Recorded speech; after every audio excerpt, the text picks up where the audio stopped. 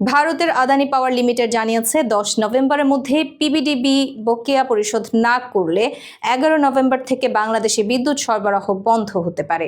$৪৯৬ million বকেয়ার মধ্যে $২৬২ million বিপিডিবির নিজস্ব অপরিশোধিত বিল।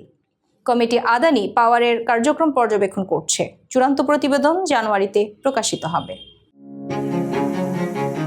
ভারতের আদানি পাওয়ার লিমিটেড জানিয়েছে ১০ নভেম্বরের মধ্যে বাংলাদেশ পল্লী বিদ্যুৎ পরিচালনা বোর্ড বকেয়া পরিশোধ না করলে ১১ নভেম্বর থেকে বিদ্যুৎ সরবরাহ বন্ধ করা হতে পারে। প্রতিষ্ঠানটির ভাইস চেয়ারম্যান অবিনাশ অনুরাগ ৩১ অক্টোবর বিপিডিবির চেয়ারম্যানকে পাঠানো চিঠিতে উল্লেখ করেছেন, বিপিডিবি এখনও $৪৯৬ মিলিয়ন বকেয়া রয়েছে, যার মধ্যে $২৬২ মিলিয়ন বিপিডিবির নিজস্ব স্বীকৃত অপরিশোধিত বিল।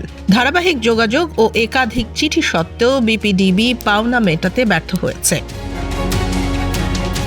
২০১৭ সালের পাওয়ার পারচেজ এগ্রিমেন্ট অনুযায়ী এমন পরিস্থিতিতে সরবরাহ বন্ধ করার অধিকার আদানি পাওয়ারের রয়েছে। চুক্তি অনুযায়ী সরবরাহ বন্ধ থাকলেও ডিপেন্ডেবল ক্যাপাসিটির ভিত্তিতে ক্যাপাসিটি পেমেন্ট পাওয়ার অধিকার প্রতিষ্ঠানটির থাকে। আদানি গ্রুপের চেয়ারম্যান গৌতম আদানি আগে $৪৬৪ মিলিয়ন বকেয়া পরিশোধের আহ্বান জানিয়েছিলেন।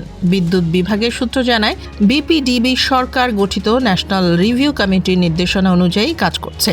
কমিটি আদানি পাওয়ারের কার্যক্রম পর্যবেক্ষণ করছে। চূড়ান্ত প্রতিবেদন আগামী জানুয়ারিতে প্রকাশিত হবে।